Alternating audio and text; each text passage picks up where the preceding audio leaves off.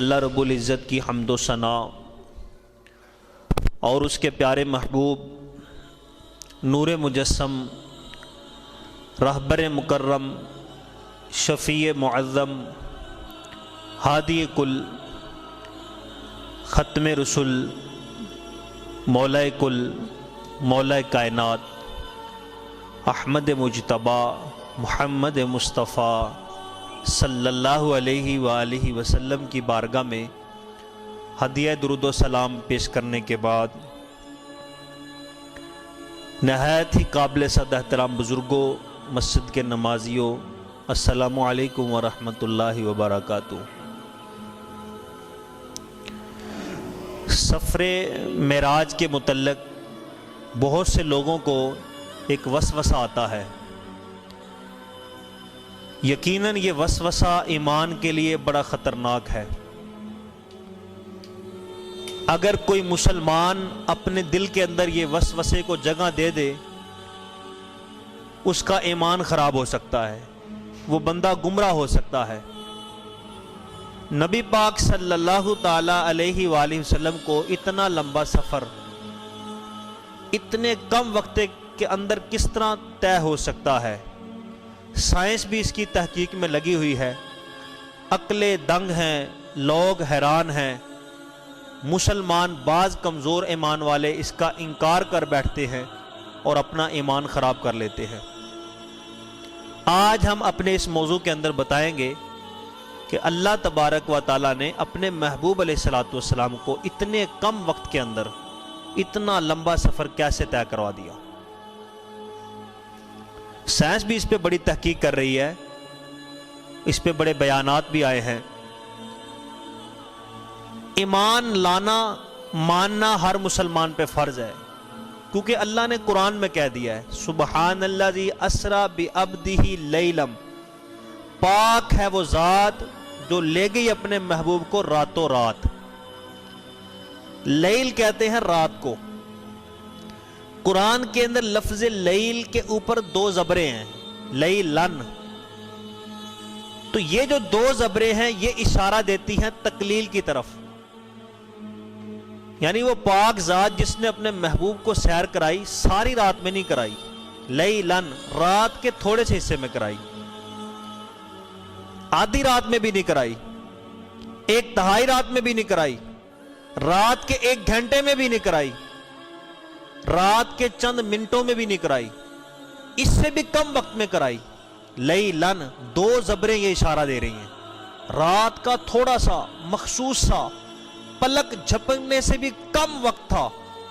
اب وہ کتنا کم تھا یہ لے جانے والا جانے یا جانے والا جانے، یہ خدا جانے یا مصطفیٰ جانے، لیکن قرآن ہمیں کہہ رہا بڑے ہی کم وقت کے اندر وہ ذات لے گئی راتوں رات۔ جب مسلمان یہ سنتا ہے تو وسوسہ پیدا ہوتا ہے کہ کس طرح ہو سکتا ہے، ناممکن ہے۔ مسجد حرام سے مسجد اقصیٰ تک جانا یہ کئی دنوں کا سفر ہے، پھر پہلے آسمان پہ آنا یہ 500 سال کا سفر ہے، پھر اس سے اوپر جانا، پھر ساتوں آسمان پار کرنا، پھر عرش پہ جانا، سدرۃ المنتہا پہ جانا۔ اعلیٰ حضرت نے ایک تحقیق کے اندر فرمایا کہ سدرۃ المنتہا تک کا سفر یہ 50,000 سال کا راستہ ہے۔ سدرۃ المنتہا کا سفر 50,000 سال کا راستہ ہے۔ پھر اس سے اوپر عرش آتا ہے، پھر عرش کے آگے حجابات آتے ہیں، اور ایک حجاب سے دوسرے حجاب کے درمیان کا جو فاصلہ 500 سال کا فاصلہ ہے۔ تو نبی پاک صلی اللہ تعالی علیہ وآلہ وسلم نے 70,000 حجائب جو پردے تھے ان کو بھی کراس کیا، ہر پردے کے درمیان 500 سال کا فاصلہ۔ تو 500 سال کو 70 سے ضرب دی جائے تو یہ 35,000 بنتے ہیں۔ سدرۃ المنتہا کا 5,000 سال کا فاصلہ، تو یہ 50,000 وہ 35، 85,000 سال کا سفر تو صرف یہی بنتا ہے۔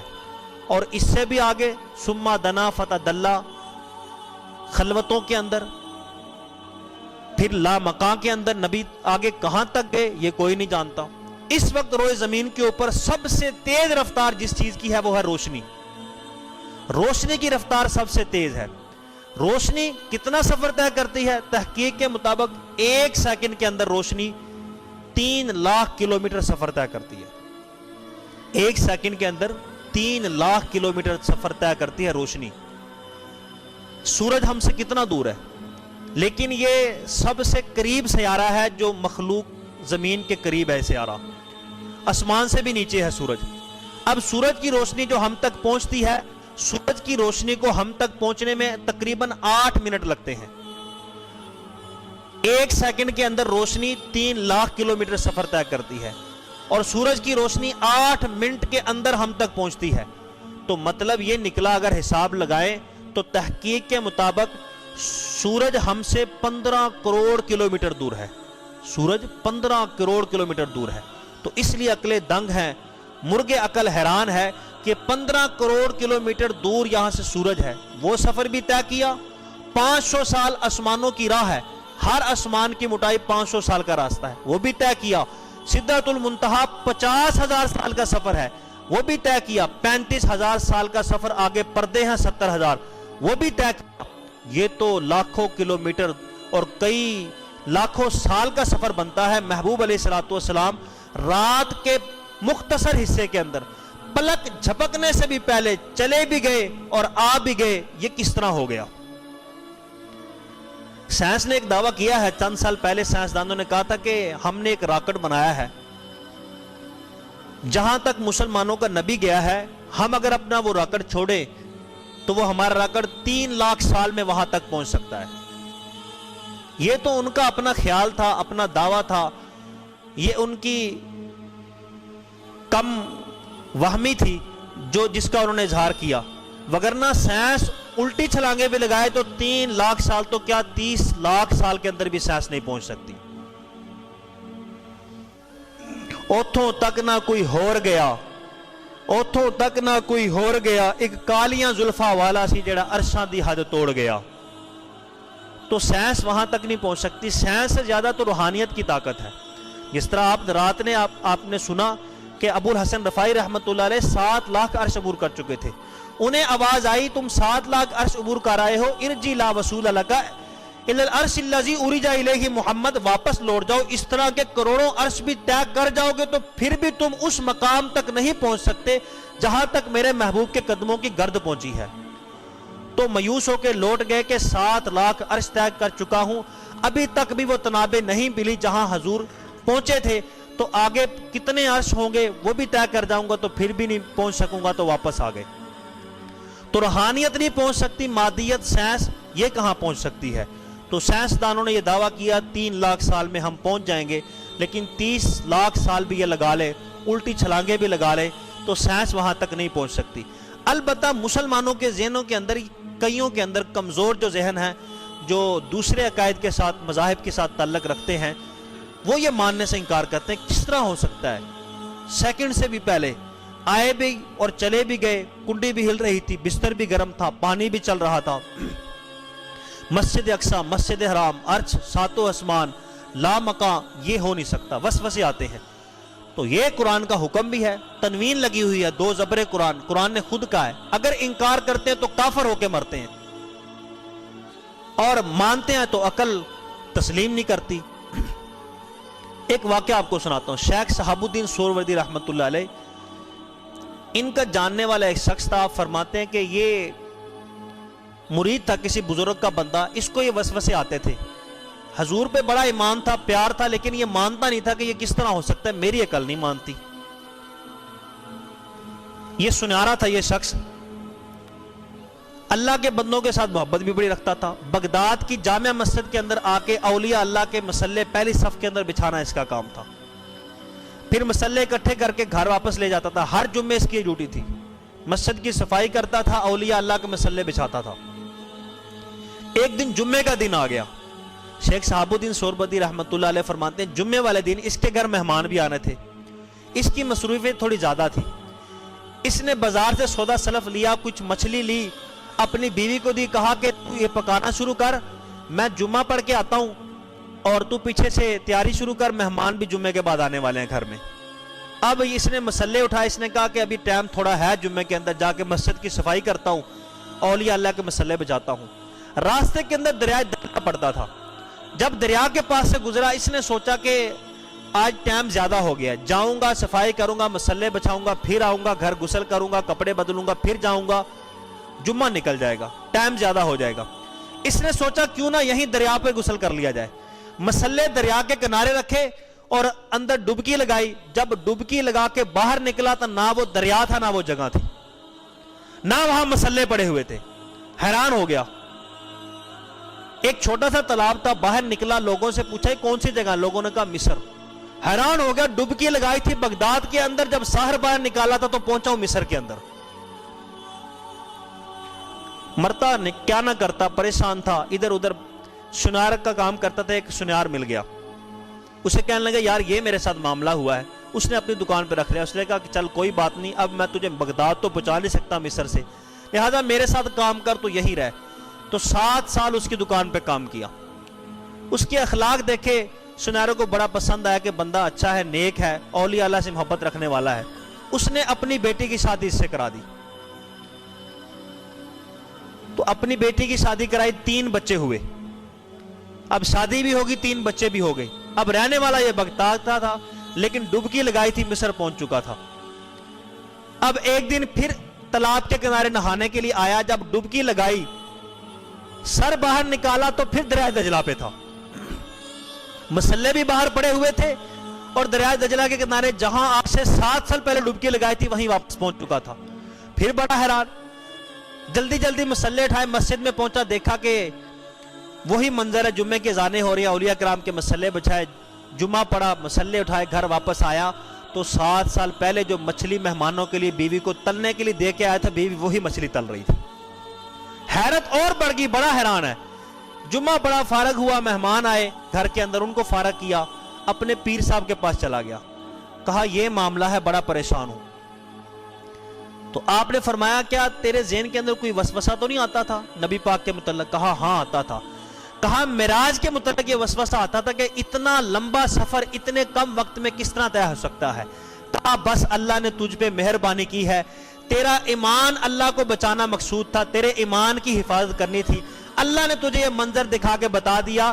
یہ اتنا لمبا سفر کس طرح طے ہو سکتا ہے؟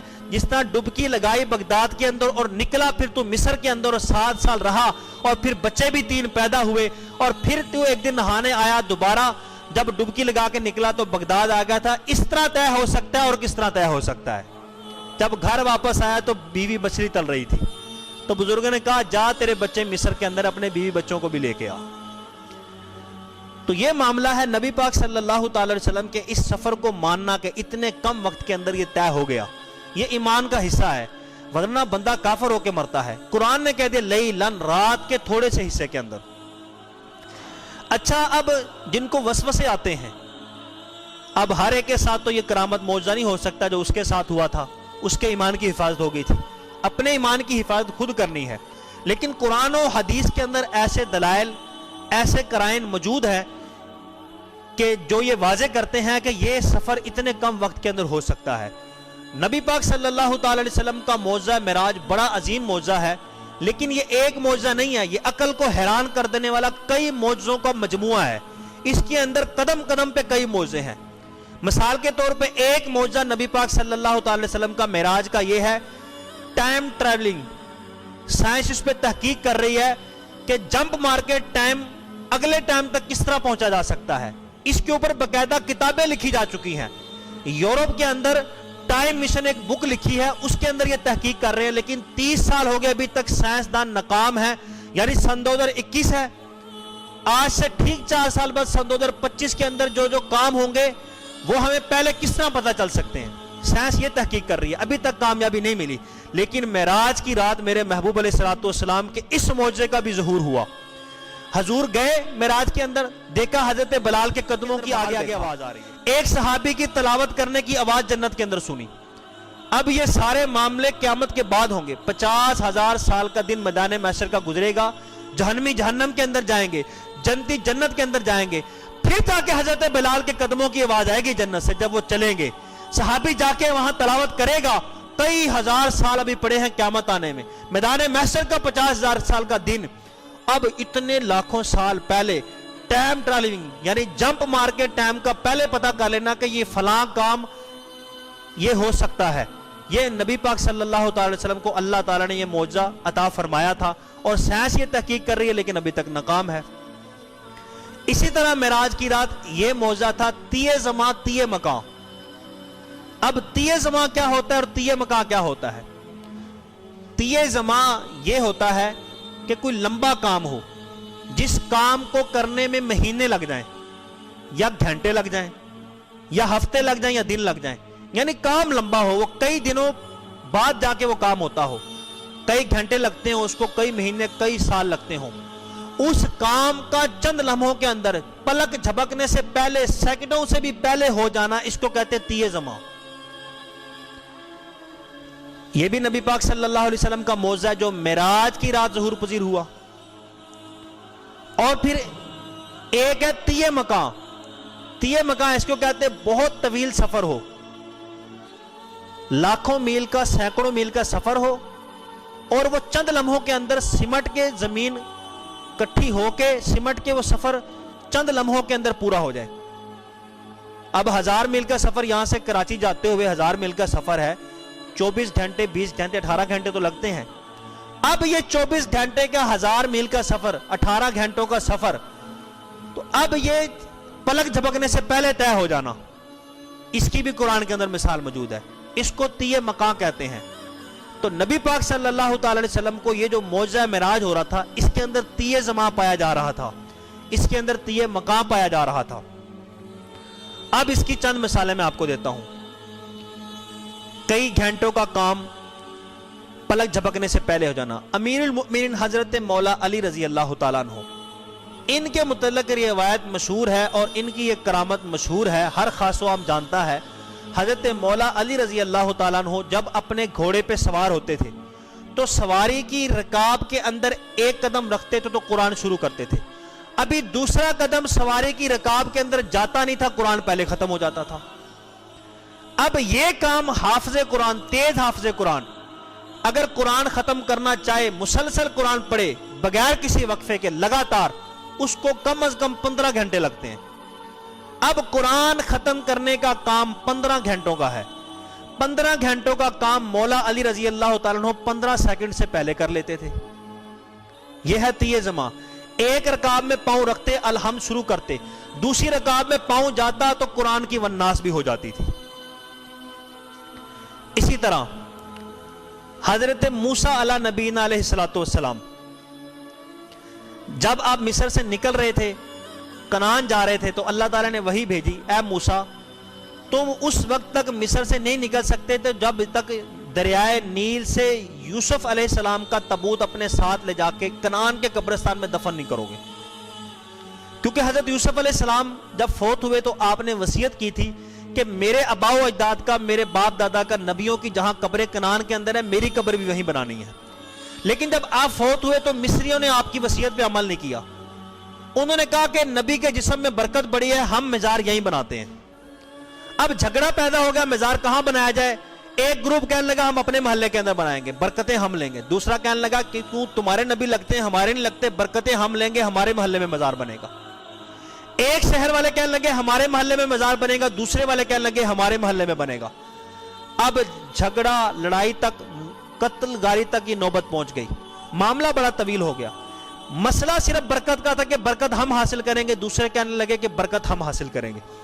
چند سیانے ملے، انہوں نے معاملہ طے کیا. انہوں نے کہا کیوں جھگڑتے ہیں، کیوں نہ ایسا کام کیا جائے، نہ ان کی بات رہے نہ ان کی بات رہے، سارے ہی برکتیں لوٹے. انہوں نے کہا کہ اس سے تو اچھی بات ہی نہیں ہو سکتی. انہوں نے کہا پھر ایک جگہ ہے وہاں اگر ان کا مزار بنائیں تو سارا شہر، پورا ملک برکتیں لوٹے گا.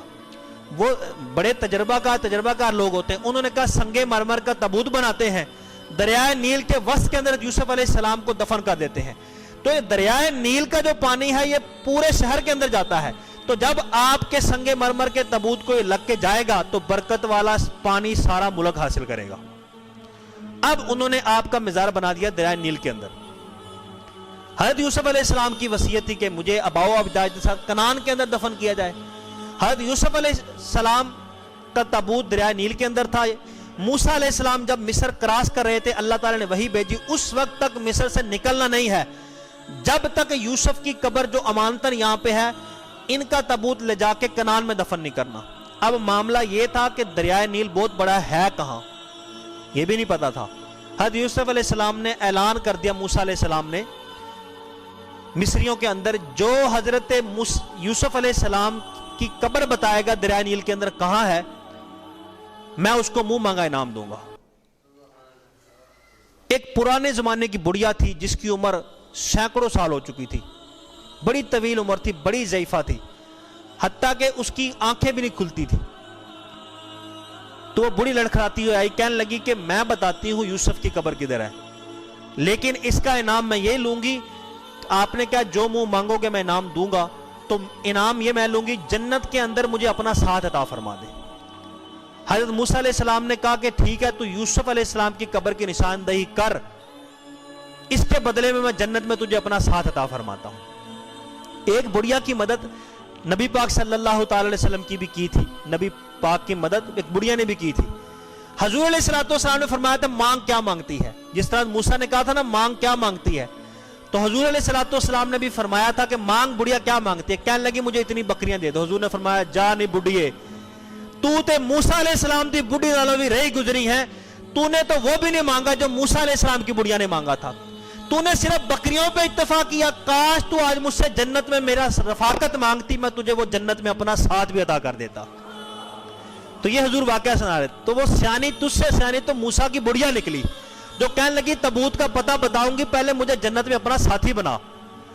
तो हजरत मूसा ने कहा ठीक है, तुझे जन्नत का साथी बनाती हूं। जन्नत के अंदर तुझे अपना साथी बनाया। तो बुढ़िया ने ताबूत का बताया, कहा यह जगह है दरियाए नील के दरमियान के अंदर, यहां ताबूत दफन है।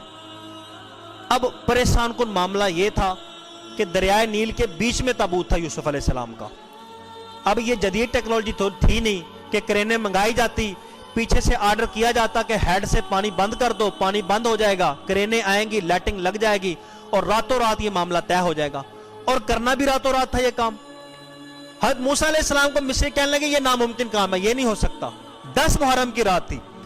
हज़रत मूसा अलैहिस्सलाम कहने लगे करो तो सही। उन्होंने कहा कि आपको पता है 10वीं का चांद 2 रात तक रहता है, यानी 10वीं तारीख का जो चांद होता है, अगर रात 9 घंटों की थी तो रोशनी सिर्फ रहनी थी 6 घंटे, और ये 6 घंटों के अंदर काम मुकने वाला थोड़ी है। दरिया का रुख मोड़ना है, दरिया के बीच में जाना है, जगह खुश्क करनी है, तबूत निकालना है, ये तो कई रातों का काम है, कई हफ्तों का काम है। हज़रत यूसुफ अलैहिस्सलाम कहने लगे ये मुझ पे छोड़ो, तुम काम में सारे लगो, तुम काम करो, तबूत निकालना, ये रात के अंदर तुम्हें रोशनी देना, ये मैं जानू, मेरा रब जाने। तुम परवाह ना करो कि टाइम थोड़ा है, रात की रोशनी खत्म हो जाएगी, चांद चला जाएगा, मैं जानू, मेरा रब जाने या रात जाने। अपना काम शुरू करो, बाकी काम मैं खुद संभालूंगा। मिस्रियों ने वो काम करना शुरू कर दिया। दरिया का रुख मोड़ना था, वहां पे बंद बांधने थे, दरिया खुश्क करना था, बीच में से तबूत निकालना था। अब हज़रत मूसा अलैहिस्सलाम ने दुआ के लिए हाथ उठाए, ऐ अल्लाह काम तेरा है, हमारा नहीं है, ये बंदे ड्यूटी भी तेरी कर रहे हैं, हुक्म भी तेरा है, अब तू चांद को कह के जब तक काम नहीं होता उस वक्त तक तूने भी नहीं जाना। अल्लाह ने दुआ कबूल फरमाई। अब तारीख के अंदर आता है कि वो रात पता नहीं कितनी रातों लंबी हो गई, कितनी रातों जितनी लंबी हो गई। लोग सो सो के उठ गए, उठ के थक गए, फिर सो गए, सो के फिर उठते हैं, फिर जागते हैं, जानवर भी थक हार जाते हैं। तो पता नहीं कितनी रातें गुजर गई, लेकिन जब तक वो ताबूत नहीं निकला चांद रुका रहा। इसको कहते हैं तीए जमा, यानी कि कितना लंबा काम था और फिर उसके लिए वक्त को रोक देना। तो नबी पाक सल्लल्लाहु अलैहि वसल्लम भी लाखों साल का सफर था, तो आपके लिए भी वक्त को रोका गया। इसी तरह हजरत यूशा बिन नून थे, ये नबी थे, 6 महीनों से जंग लड़ रहे थे। अब जुम्मे का दिन आ गया, फतह करीब आ गई, फतह के आसार नमूदार हो गए। कौम अमालका थी, बड़े सख्त किस्म के जंगजू थे, दरख्तों से लंबे लंबे उनके कद थे, पहाड़ जैसे मजबूत उनके जिस्म थे। काफिर कौम काबू नहीं आती थी, 6 महीने बाद जाके काबू आई, फतह मुसलमानों को नसीब होने लगी। उधर से सूरज गुरूब होने लगा। अब आगे था हफ्ते के दिन, हफ्ते वाले दिन लड़ना हराम था उस उम्मत पे। हजरत यूशा ने हाथ उठा दिया, ऐ मौला तेरे लिए जहाद लड़ रहे हैं, इस्लाम की खातिर ये काम कर रहे हैं और सूरज गुरूब होने लगा है, अब फतह हासिल होने लगी है। अगर आज का दिन निकल गया तो फिर ये काफिर दोबारा हाथ नहीं आएंगे, फिर हम नहीं जीत सकते जंग। ऐ मौला जब तक हम जीत ना जाएं, थोड़े काफिर रह गए हैं, इनको काबू हम थोड़ी देर में कर लेंगे, सूरज को क्या तूने भी उस वक्त तक गुरूब नहीं होना। तो अल्लाह तबारक व तआला ने सूरज की रफ्तार रोक दी। हज़रत यूशा बिन नून लड़ते रहे, फतह नसीब हो गई, उनको कैदी बना लिया गया, तो जंग जीत गए, उधर सूरज गुरूब हो गया। तो ये था वक्त की रफ्तार रोक ली। इसी तरह नबी पाक सल्लल्लाहु अलैहि वसल्लम जब मिराज करके आए, काफिरों ने कहा कि हम नहीं मानते, अगर आप मिराज करके आए बताएं, हमारे कुछ काफिले गए हुए हैं, आपने उन काफिलों को देखा है? जिस रास्ते से आप गए हैं वो एक ही रास्ता है, वो मेन ही एक ही रोड है, उसी रोड पे हमारे काफिले भी आ रहे हैं, अगर आप गए थे तो काफिले भी देखे होंगे। हुजूर ने फरमाया हाँ, एक काफिला मकामे रोहा पे मैंने देखा था, जब मेरा बुराक वहां से गुजरा था तो एक ऊंट बिदक गया था, डर गया था मेरे बुराक को, और वो ऊंट जब गिरा तो उसकी टांग की हड्डी टूट गई थी। जब वो आएगा ना तो तुम देख लेना, वो ऊंट की हड्डी टूटी होगी, ऊंट की टांग टूटी होगी। और मैंने वहां पे रुक के उनसे पानी भी पिया था, ये भी तुम पूछ लेना, मैंने उनको सलाम भी किया था। और वो बुध वाले दिन तुम्हारा काफिला यहां पहुंच जाएगा और सूरज गुरूब होने से पहले पहुंच जाएगा। उन्होंने कहा देख लेते हैं, अगर बातें सारी ठीक हुई तो फिर हम कलमा पढ़ के मुसलमान हो जाएंगे, लेकिन बदबख्त मुसलमान फिर भी नहीं हुए थे। बुध वाला दिन आया, उधर ये काफिर पहाड़ी पे चढ़ गए, आज तो मोहम्मद अरबी को झूठा करके ही रहेंगे। सूरज गुरूब होने लग गया, सिर्फ चंद सेकंड का फासला रह गया सूरज गुरूब होने में। पहाड़ी पे चढ़ के बगले बजाना शुरू कर दी, वो देखो मोहम्मद तुम कहते थे बुध वाले दिन सूरज गुरूब होने से पहले काफिला आ जाएगा, काफिला नहीं आया, सूरज गुरूब होने लगा है। मुसलमानों ने कहा कि कोई बात नहीं, हुआ तो नहीं ना, होने लगा है ना, जब होगा तो फिर बात करना, फिर नारे लगाना अपनी फतह के, अभी हुआ तो नहीं। उधर नबी पाक ने हाथ उठा दिए, ऐ मौला सूरज को क्या रुक जा, जब तक काफिला नहीं पहुंचता तू भी गुरूब ना हो। अल्लाह ताला ने दुआ कबूल फरमाई, का सूरज को रोक दिया गुरूब होने से। उधर सूरज गुरूब हो रहा था, काफिर नारे लगाने लगे कि वो देखो सूरज गुरूब हो गया, मुसलमानों का वो देखो काफिला भी पहुंच गया है। उधर काफिला नजर आया, उधर सूरज गुरूब हो गया। तो यह है वक्त को रोक लेना। इसी तरह तीये जमा, यह था तीये जमा, यानी कि कई लंबा काम मुख्तसर वक्त के अंदर कर देना या वक्त को रोक लेना। और तीये मकाम बहुत तवील सफर हो, चंद सेकंडों के अंदर पलक झपकने से पहले हो जाए। मलका बिल्कीस थी, उसका तख्त पड़ा हुआ था मुल्क सबा के अंदर, हजरत सुलेमान अलैहिस्सलाम का दरबार लगा हुआ था अपने मुल्क के अंदर, तो वहां से फासला था 900 किलोमीटर का।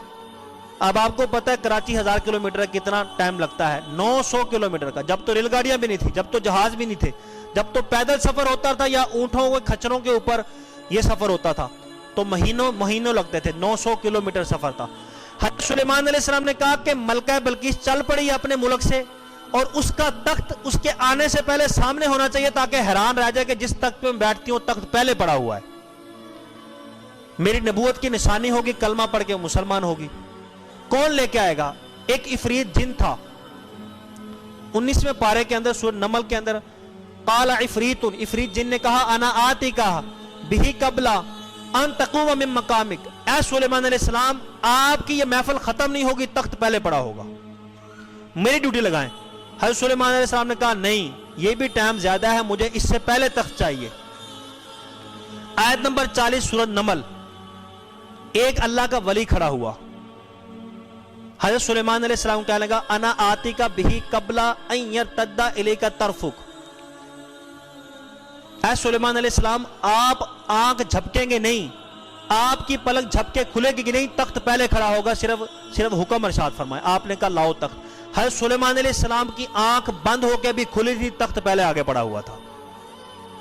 आसफ बिन बरखिया तख्त ले आए थे। उस उम्मत के वली की पावर यह है कि सैकड़ों मील का फासला, 900 किलोमीटर का फासला पलक झपकने से पहले तय करा सकता है। तो इस उम्मत के वली की पावर कितनी होगी? जब वली की पावर इतनी है तो नबी पाक सल्लल्लाहु ताला अलैहि वसल्लम की ताकत और पावर का आलम क्या होगा? तो हुजूर अलैहिस्सलातु वस्सलाम इतना लंबा सफर कैसे तय नहीं कर सकते? तो ये कुरान और हदीस के अंदर इतनी मसाले मौजूद हैं कि सैकड़ों मील का सफर, कई अरसे घंटों का सफर, जमानों का सफर, हफ्तों घंटों सालों का काम चंद लम्हों के अंदर अल्लाह तबारक व तआला किस तरह करा देता है।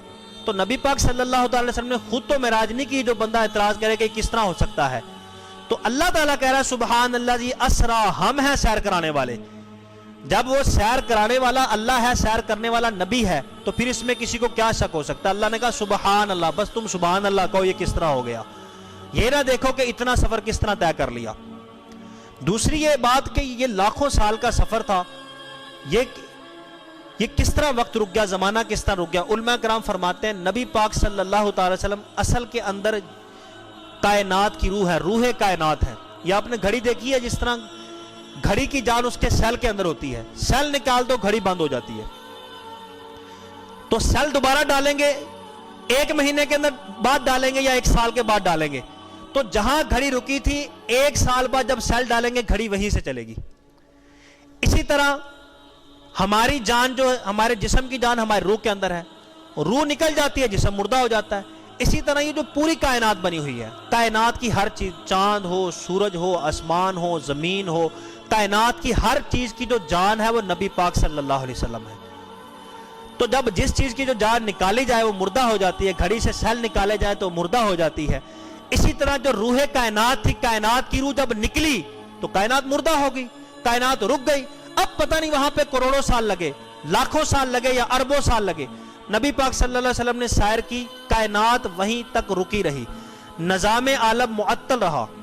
اچھا پھر کوئی یہ کہتا ہے کہ پھر براق کس طرح چل رہا تھا، پھر جبریل امین کس طرح چل رہا تھا، پھر انبیاء کس طرح امامت کے لیے وہاں پہ نماز کے لیے حاضر ہو رہے تھے؟ تو اس کا جواب علماء نے یہ دیا ہے کہ جس چیز کو نبی کے معراج کے ساتھ نسبت تھی، اللہ عز و جل نے اس چیز کے اندر جان ڈال دی تھی، باقی ہر چیز کے اندر سے اللہ نے جان نکال لی تھی۔ جس چیز کی نسبت نبی کے معراج کے ساتھ تھی اس چیز کے اندر جان ڈال دی تھی، باقی کائنات کی ہر چیز سے جان نکال لی تھی، کیونکہ اللہ تعالی علیہ وسلم روح کائنات تھے۔ جب کائنات کی روح نکلی تو کائنات رک گئی، تو جب رک گئی تو بے شک وہاں پہ اربوں سال لگے ہوں، جب کائنات کے اندر واپس آئے تو کائنات پھر چل پڑی۔ یہی وجہ تھی جب گئے تھے اور پھر جب واپس آئے تھے تو بستر بھی اسی طرح گرم تھا، پانی بھی چل رہا تھا، کنڈی بھی ہل رہی تھی اور ٹہنی بھی ٹہل رہی تھی۔ تو یہ نبی پاک صلی اللہ تعالی علیہ وسلم نے یہ وہاں پہ مشاہدے کیے، تو یہ آپ کے معراج تھی۔ تو یہ لیلن قرآن نے کہا کہ رات کے مختصر سے حصے کے اندر یہ کام ہوا۔ اب اگر کسی مسلمان کے دل کے اندر یہ وسوسہ آتا ہے تو پھر قرآن کی آیت کا انکار لازم آتا ہے، ایمان خطرے میں پڑتا ہے۔ ہمارا کام ہے ماننا۔ یہ اتنے طویل سفر، لاکھوں میل کا سفر نبی پاک صلی اللہ تعالی وسلم نے سیکنڈوں سے پہلے کر لیا۔ یہ قرآن نے ہمیں بتایا ہے، کرانے والا اللہ ہے، کرنے والے محبوب کی ذات ہے۔ ہمارا کام ہے ماننا، یہ اس میں پڑھنا ہمارا کام نہیں کہ کس طرح ہو گیا اور یہ کس طرح ہو سکتا ہے۔ اگر یہ وسوسہ آئے دل کے اندر پھر ایمان خراب ہو سکتا ہے۔ نبی پاک صلی اللہ تعالی وسلم نے وہاں پہ جنت اور دوزخ کا بھی مشاہدہ کیا۔ تو جب آپ نے جہنم دیکھی تو آقا کریم علیہ الصلوۃ والسلام نے جہنم کے اندر کچھ مناظر دیکھے۔ حضور علیہ الصلوۃ والسلام نے وہاں دیکھا کچھ لوگ ہیں جو وہاں پہ مردے میتیں پڑی ہوئی ہیں، ان کا گوشت کھا رہے ہیں۔ نبی پاک نے پوچھا یہ کون ہے؟ یہ مردار کھا رہے ہیں، سڑا ہوا گلا ہوا گوشت جن کے اندر سے کیڑے نکل رہے ہیں، بدبو آ رہی ہے۔ تازہ گوشت پڑا ہے ان کو چھوڑ کے وہ بدبودار گوشت کھا رہے ہیں۔ یا رسول اللہ صلی اللہ تعالی وسلم، آپ کے وہ بدبخت امتی ہیں جو مسلمانوں کی غیبتیں کرتے ہیں۔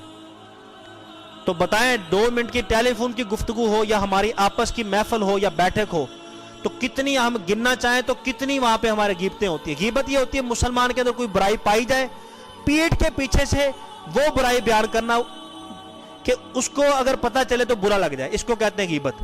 جو اس کے اندر عیب موجود ہو اس کا تذکرہ اس کے پیچھے سے کرنا، جو نہ ہو یہ تو بہتان ہوتا ہے۔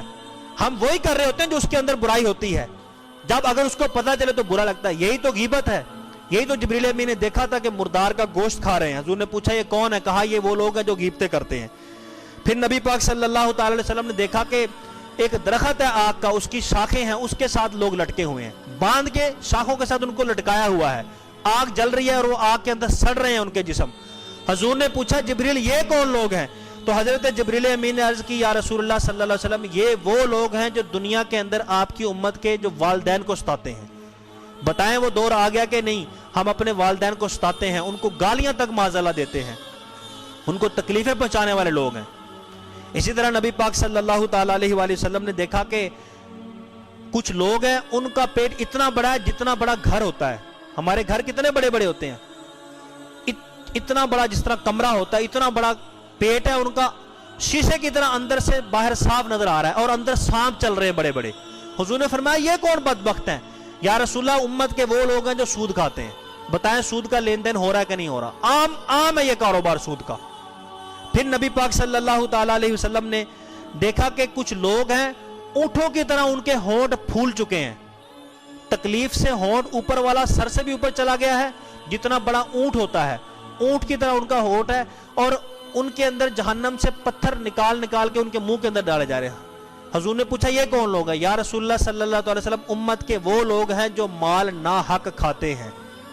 بتائیں کہ جب باپ مرتا ہے جائیداد تقسیم ہوتی ہے کتنے لوگ ہیں جو بہنوں کا حق مار دیتے ہیں؟ تینوں جہیز نہیں دیتا، تو سارے زندگی ساڑھے گھر نہیں آنا، تیرا کوئی حصہ نہیں۔ یہ شریعت کا حق ہے۔ آپ بہن بے شک معاف کرے، بہن معاف بھی نہیں کر سکتی اپنی وراثت۔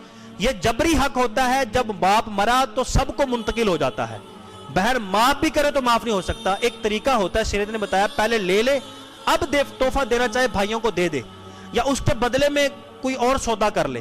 شریعت نے ایک طریقہ رکھا، اس طرح نہیں ہوتا ٹھیک ہے بہن کہندی میں بھی معاف کیتا، پرا کہندا ٹھیک ہے بس میرے کو آ گیا۔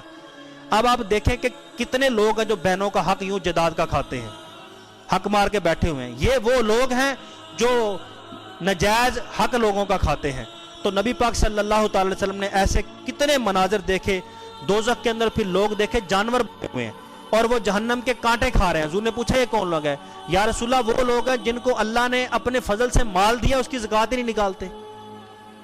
پھر کہتے ہیں ہماری دکان کو آگ لگی، ہمارا کاروبار تباہ ہو گیا۔ حضور نے فرمایا خشکی اور تری پہ جو بھی تمہارا مال تلف ہوتا ہے یا ہلاک ہوتا ہے وہ زکوٰۃ نہ دینے کی وجہ سے ہوتا ہے۔ ڈاکہ پڑ جاتا ہے راتوں رات، پتہ نہیں چلا، کروڑوں روپے ضائع ہو گیا، دکان کے اندر آگ لگی، پورے گودام کا اربوں روپے کا مال جل گیا۔ پھر کہتے ہیں پتہ نہیں کیا ہو گیا، تمہیں نہیں پتا سال بعد زکوٰۃ ہوتی ہے، تم نے زکوٰۃ ہی نہیں دی۔ تو جانوروں کی طرح وہ چل رہے تھے اور جہنم کے وہ تھوہر کھا رہے تھے، کانٹے دار جھاڑیاں کھا رہے تھے۔ نبی پاک صلی اللہ علیہ وسلم کو بتایا گیا یہ وہ لوگ تھے جو مال کی زکوٰۃ نہیں نکالتے تھے۔ تو ان کاموں سے بھی سچے دل سے توبہ کریں۔ تو ٹائم ٹریولنگ یہ نبی پاک صلی اللہ علیہ وسلم کا معجزہ ہے، سائنسدان اس کی تحقیق کر رہے ہیں کہ ہمیں پتہ چل جائے آج سن 2021 ہے، سن 2025 کے اندر کیا ہوگا۔ نبی پاک صلی اللہ علیہ وسلم کو ہزاروں سال بعد جہنم کے اندر کیا ہوگا، جنت کے اندر کیا ہوگا، اللہ تعالیٰ نے معراج کی رات سفر کرا کے سارا کچھ پہلے بتا دیا اور اپنی امت کو حضور نے بتا دیا۔ یا رسول اللہ، یا علی، امت کو بتا دیا لوگوں بچو یہ کام تمہارے ساتھ ہوں گے، ان گناہوں سے توبہ کر لو۔ تو ہمیں اپنے گناہوں سے توبہ کرنی چاہیے، جو غلطیاں گناہ ہیں ان کو اپنے آپ کو ان سے پاک کرنا چاہیے۔ پھر جنت کے اندر بھی نبی پاک صلی اللہ علیہ وسلم نے مناظر دیکھے۔ حضور علیہ الصلوۃ والسلام نے دیکھا ایک بندہ اللہ کے عرش کے نور کے سائے کے اندر چھپا ہوا ہے۔ رسول اکرم صلی اللہ علیہ وسلم نے پوچھا جبریل یہ کون خوش قسمت شخص ہے جس کو اللہ نے اپنے عرش کے نور کے سائے کے اندر چھپایا ہوا ہے، پردوں کے اندر؟ یا رسول اللہ وہ شخص ہے جس کا دل مسجد کے اندر لگا رہتا ہے، یعنی فجر کی پڑھ کے گیا ہے اور اس کو فکر رہتی ہے کب ظہر ہوگی، ٹائم پوچھتا ہے یار اذان تو نہیں ہے جو ہوئی، بار بار گاہک بھی آ رہے دیکھتا ہے کبھی ظہر کا ٹائم تو نہیں ہوگا، ظہر پڑھ کے نکلتا ہے عصر کی فکر ہے۔ یہ وہ بندہ ہے جس کا دل مسجد کے اندر لگا رہتا ہے۔ تو اللہ تبارک و تعالی ہمیں اپنے محبوب علیہ الصلوۃ والسلام کی شانوں کو ماننے کی توفیق عطا فرمائے، نیک اعمال کی توفیق عطا فرمائے۔ جو سنا اللہ تعالی